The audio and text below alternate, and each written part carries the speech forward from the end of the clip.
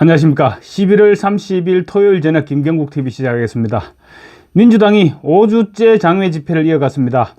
민주당은 오늘 광화문 일대에서 김건희 특검 촉구, 국정농단 규탄, 제5차 국민행동의 날 집회를 이어갔는데 집회 참석자 수는 지금 날이 갈수록 줄어들고 있습니다. 이재명이 위정교사 혐의 1심 재판에서 무죄를 선고받았지만 집회에는 별다른 영향을 미치지 못한 것 같습니다. 민주당 단독으로 집회 추진 동력을 상실하면서 시민단체와 지금 손잡고 집회를 이어가고 있죠. 그렇지만 오늘 집회는 9천여 명이 참석했던 것으로 집계됐던 지난 4차 집회 때보다도 참석률이 저조해 보였습니다. 지난주 집회와 오늘 집회의 모습입니다. 앞쪽이 지난번 집회이고 뒤쪽이 오늘 집회인데 한번 보시기 바랍니다.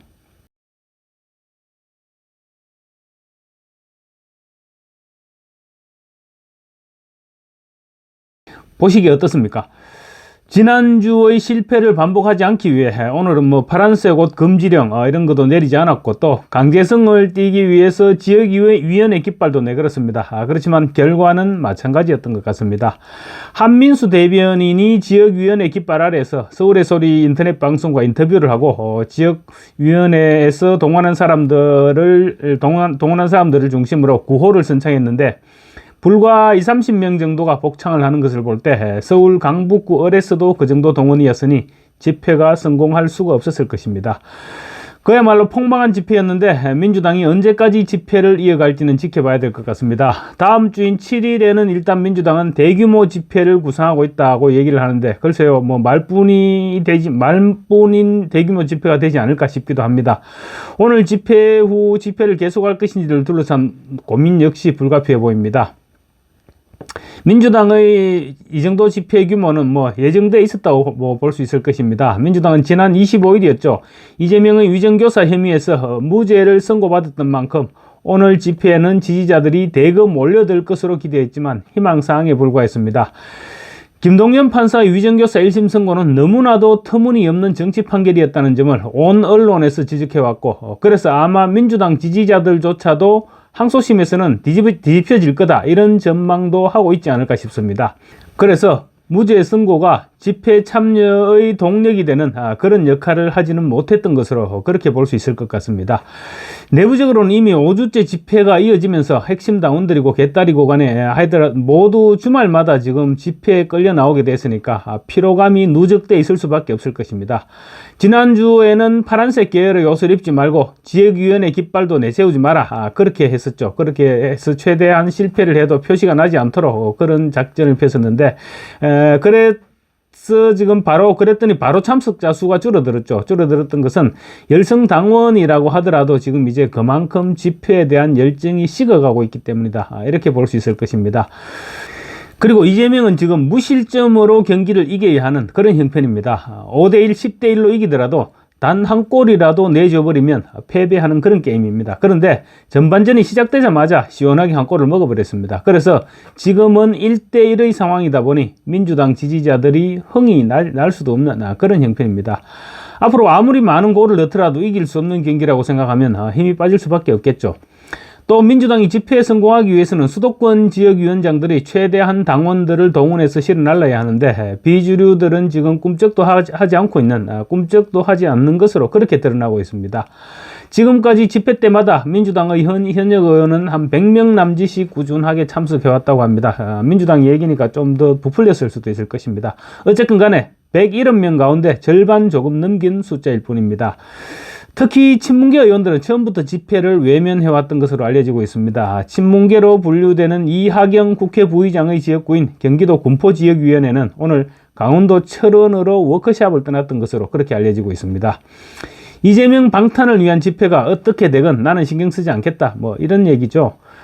이처럼 내부로부터의 지지도 확보하지 못하는데 일반 국민들의 참여를 이끌어내는 것은 사실상 불가능하다고 봐야 될 것입니다. 이재명은 오늘 집회에 참석은 했지만 연단에도 오르지 않았습니다. 민주당 지도부가 모두 무대로 올라가서 인사할 때도 이재명은 무대에 오르지 않았습니다. 일반 당원들과 호흡을 맞추겠다면서 따로 중간에 앉아 있었는데 표정이 좀 썩 밝지는 않았습니다. 이런 표정이었습니다.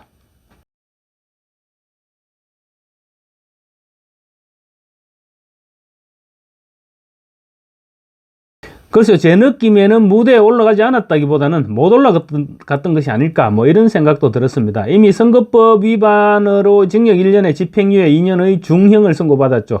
그런 이재명이 무대에 올라가서 손을 잡고 손을 흔들면서 인사를 하기가 부담스러웠던 것이 아닐까 뭐 이런 생각도 해보았습니다. 이상한 것은 이재명이 앉아있으면 보통의 같은 경우는 어차피 당원들의 모임이었는데 당원들이 너도 나도 모여들어서 사진도 찍고 악수도 하고 뭐 그렇게 하는 것이 보통 정상적인 반응인데 오늘은 그런 장면은 전혀 보이지 않았고 거의 무관심한 표정이었다는 것입니다. 오늘 집회에서 민주당 지도부로는 유일하게 마이크를 잡았던 사람이 김민석입니다. 김민석은 요즘 거의 입이 굉장히 거칠어졌죠. 오늘도 거친 발언들을 쏟아냈습니다. 국회 임기가 대통령 임기보다 1년이 길다. 50일 후 트럼프가 취임하기 전에 판을 바꾸고 앞으로 6개월 안에 윤석열 정권을 끝장을 내자 이렇게 주장하기도 했습니다.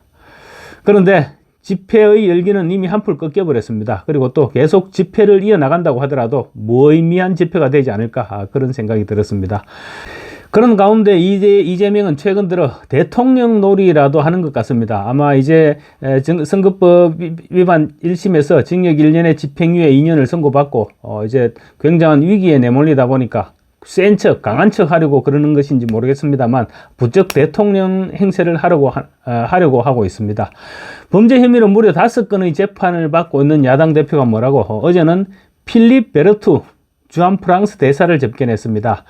마치 자기가 다음 대통령으로 확정된 듯이 외교사절과의 접촉면을 넓히고 있는 것입니다. 이재명은 어제 필립 베르투 대사와 만나서 신재생 에너지 필요성과 러시아 우크라이나 전쟁 등 외교 현안에 대해서 면담을 나눴다고 하는데 그야말로 기가 막힐 노릇이죠. 지가 뭐라고 외국 대사를 만나서 전쟁 얘기를 합니까?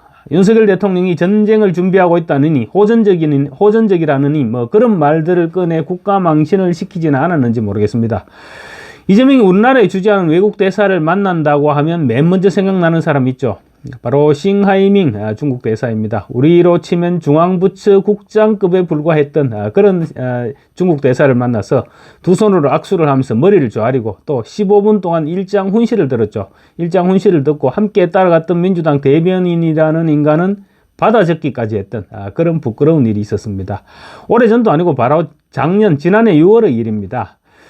이재명은 또 내일은 고향인 경북 안동으로 내려가서 이철우 경북지사와 회동한다고 하는데 이철우 지사는 제 학교 선배이기는 하지만 왜 이재명을 만나는지 이해할 수가 없습니다. 이재명 입장에서는 적진 한가운데인 대구 경북에서 지지를 끌어모으겠다 뭐 이런 생각인 것 같은데 어림없는 수작이기는 합니다. 그렇지만 그렇다고 경상북도지사가 만나서 힘을 보태줄 이유는 없지 않을까 싶습니다. 지금 민주당은 이재명과 민주당 의원들을 수사한 검사들을 모두 탄핵시키겠다고 하고 있죠. 그리고 전 정권의 실정을 감사하는 감사원장까지 탄핵시키겠다고 했습니다. 그러더니 급기야 사상 처음으로 예산결산위원회에서 예산안을 단독 처리하는 만행을 저지르고 있는 그런 정당이 지금 민주당입니다. 국민의힘도 하루라도 빨리 이제 당원 게시판 공방에서 벗어나서 저 엄중한 민주당과 이재명의 준동을 막아야 할 텐데 참 걱정이 앞서고 있습니다. 감사합니다.